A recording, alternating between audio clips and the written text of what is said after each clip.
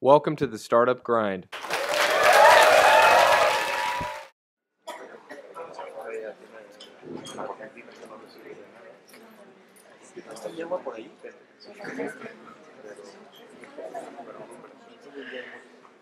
Bueno, muchas gracias a todos por estar aquí de regreso. Y vamos a dar inicio a la última parte del evento, con mucho gusto. Al final, como les dije, va a haber oportunidad de hacer preguntas, entonces voy a tratar de platicar un poco con Bob. Al final, en las preguntas, Diego acaba de tener el micrófono, entonces alcen la mano y podemos hacer las preguntas. Toda sinceridad, si creen que hablan muy bien inglés, la pueden hacer en inglés, y si no, Diego puede traducir y la hacen en español, y así nos vamos más rápido con las preguntas. Bueno, sin más ni más, vamos a darle un fuerte aplauso a Beb Dorf.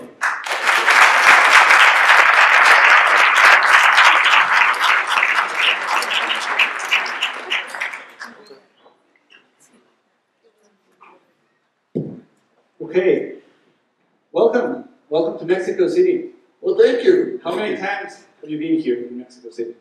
Oh, probably a dozen, maybe more than a dozen at this point. I've been coming here for many years, sometimes for fun, mostly for work. It's always good to be back. Perfect. So let's start in the beginning. So where from your parents, what they did? Well, let's see. Born and raised in New York City in a middle-class housing project. My father was first a journalist and in public relations. My mother was a teacher, and eventually, as she got tired of teaching, became a travel agent. Probably the biggest disappointment I ever gave them was when I came home to dinner at the age of 22. I told them I was quitting this fabulous job because I had to start my own company. My father wanted me to see a psychiatrist. My mother was very sad. But to be honest, nobody was prouder than the two of them. When many years later, we sold the business for a very nice pile of money. So yeah, that's a good way to get back in business. Good gracious, yeah. I got invited to dinner. Yes. Perfect. So, what was this first company? First company was basically a traditional marketing communications PR agency that did mostly consumer product promotion for Pepsi, Sharp Electronics, Ralston Purina, Ford Motor Company, big brand marketing and promotion. Didn't start that way. It started with crappy little brands that nobody ever heard of, and we built from there over time to about 150 people, offices in 7 cities, 6 cities in the United States, plus Toronto, Canada, and sold it to the British in 1989. What makes an entrepreneur sold this company? Like, what do you think it's the thing that makes you decide that you can sell your company, that you have been working very hard to build and everything like that? I think, most entrepreneurs, one of their traits is a very low boredom threshold. And I was growing this business for 16 years, and it was kind of getting boring, and I was moving away from the fun work of working with clients, developing big promotion ideas and event ideas and things like that, and had to manage a CFO and a 4-person finance team, and we had to have an HR person and procedures and all this crap, and it really didn't feel like a startup anymore.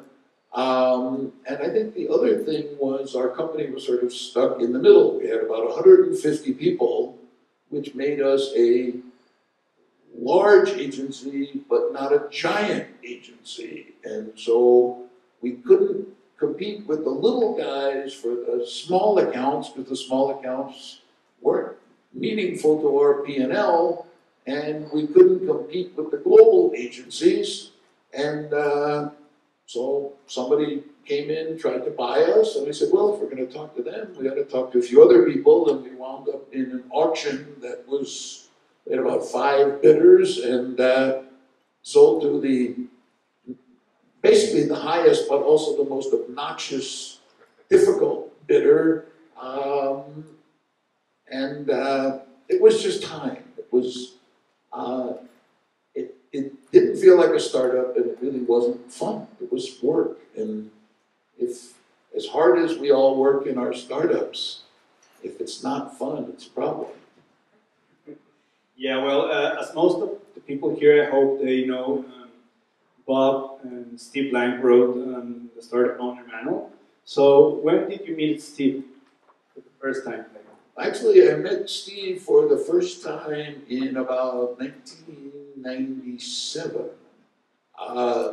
He was just starting company number 8, and my company number 7 was about 3 years old and had started to get some real momentum. It was a company called Marketing One-to-One. It was a CRM strategy and planning company, founded before the internet, before Siebel, before, you know, the term CRM even existed. And Steve hired us basically to do customer development for his company. And so as a good CEO, I went out and I made the deal. And then as a good CEO, I sent other people in to do the work because that was my job. And Steve was a brilliant but difficult, hard-driving entrepreneur. You know, I'd send in team number 1, and within a week he'd call, these people are idiots, I thought you had great people, get them out of my office. I tried, so I said, okay, I'll send in a new team. And the next day, they're idiots, get them out of here. And finally I said to myself, okay, I'm in Silicon Valley almost every other week. I'll add a day to the trip and I'll do it myself. I'm an idiot too, but that's, you know, another story. And so I got to work very closely with him in 1997, 8, 9. As the head of my most successful startup, my 7th, and with he as the CEO of his most successful startup. And fortunately, he was able to convince us, well, we're a venture-backed company, we don't have a lot of cash, we'd like to pay part of our bill to your company in stock. And that stock went public and went to the moon, and it actually gave Steve the freedom when he retired from his company in 2000 to devote the next 15 years of his life to developing, refining, teaching the customer development lean startup methodology for almost no compensation at all. And about 6 years ago, and we stayed friends. We helped build his company together. His success helped build my company, and we became friends. He has a wonderful wife. Our wives were friends. We'd go on vacation, party, whatever. And he reached out to me about 6 years ago and said, I need to write another book. I can't do it alone. You've written successful business books. You know almost as much about startups as I do. Nobody ever knows more than Steve about any subject. Just ask him. Shake my hand, be my partner. Let's write this book together. And it was one of the great joys and one of the proudest accomplishments of my life. It was 2 years of startup hell. That was truly 100 hours a week. Steve doesn't sleep. And so we would have arguments about what is this the next step or is that the next step that would last till 2 or 3 or 4 in the morning. And I was on East Coast time, so it was 5 or 6 or 7 in the morning in my brain. And we're having these wonderful intellectual arguments about how does a startup take this step? How does it optimize or whatever? And it was really just a wonderful, fun achievement. So yeah, and how was the result? How happy you were, like as a team, with the result, with how the book came out? Well, actually, we decided, we had offers from major publishers, McGraw-Hill and Wiley, to publish it. But they had deadlines and rules and procedures, and Steve said, I can't work with that because this book is going to be done when it's right and it's done. And so we worked and worked. We decided to publish it ourselves, and so we reserved a whole bunch of press time that you either use it and you pay for it, or you don't use it and you pay for it, about $30,000 worth. And we had to deliver the manuscript at 8 a.m. sharp, electronically. And at 3:45 in the morning, we were still making the last changes, just like we all do when we're launching websites or products or whatever. And the reaction was almost immediately just so gratifying enthusiasm. We launched the book at South by Southwest 2012, a new organization that was sort of the merger of Startup Weekend and Startup America, distributed 5,000 copies at South by Southwest, and we autographed almost every single one of them, which was really not fun. And it was almost like an instant hit. And the people, in fact, the young man came up to me tonight, showed me his book with his notes and his Post-its and things in it, and said, thank you so much for this. And there is no greater reward after 40 years of entrepreneurship to be able to sort of pass that on. I think we've now sold about 265,000 copies in, I think it's 17 languages. The next language to come out is Iran, Persian, which is a little strange. We're not sure what kind of businesses will be helping there, and I'm not sure I really want to know. We had a chapter in Iran when we started Grind. Oh, really? Yeah. In fact, yes, I met him at Global Entrepreneurship Week, and he wants to bring me to Iran. And We will send you to it. very budget efficient, because you really only need a one-way ticket, because Americans don't get to go home. So it's cheap. Yeah, it's cheap. Half the travel costs. Yeah. So, At what moment this became Lean Startup? well, the Lean Startup was really, well, first, let me just back up a second. When you have Steve's Epiphany, his 8th company, reached a market cap of $8 billion, and he was the co-founder. So he had a very nice, happy event at that IPO. I did too, because I got paid in stock. Not quite as many shares as Steve, which was fine. And he then was invited to teach entrepreneurship at University of California at Berkeley. And he said, well, I'll do that, but I need 6 months to figure out how to teach entrepreneurship, because the thing I know for sure is the way we teach it now, with business plans, execute the business plan, is totally wrong. So I'm very Steve. So Steve went back to his beautiful house on the ocean in California, spent 6 months developing the customer development methodology.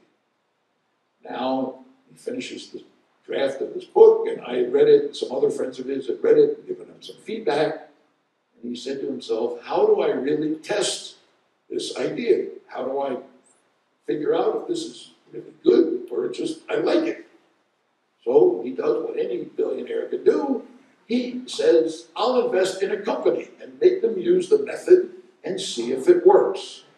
And that company was a company called IMVU. Any of you who have read Eric Ries's wonderful book, The Lean Startup, may recognize that name.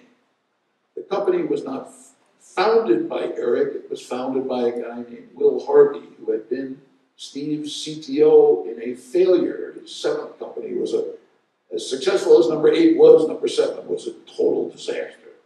And believe me, I've had 3 disasters out of 7 startups myself. They're not fun, but you learn a lot. And so Steve called Will Harvey and his CTO, Eric Ries, out to the ranch for a meeting and said, I would like to invest in your company, but I have 3 conditions. 1, you will read my methodology and you will use it in your company. Number two, you will take my class at Berkeley. And number three, I will be on your board to hold you to your word and watch as you use the methodology.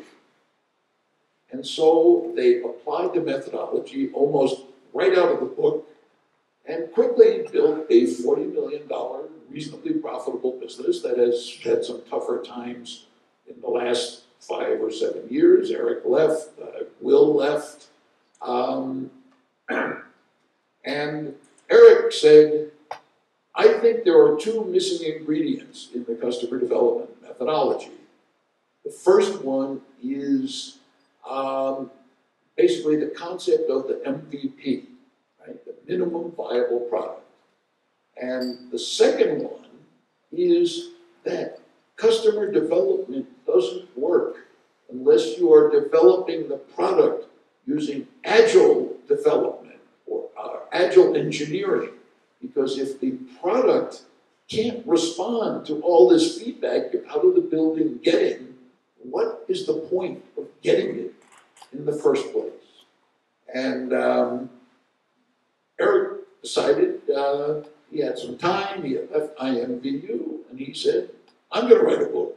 And it's a wonderful book. It's a very different book from the Startup Owner's Manual in that it gives you sort of the why of lean startup customer development. And we sort of give you the how.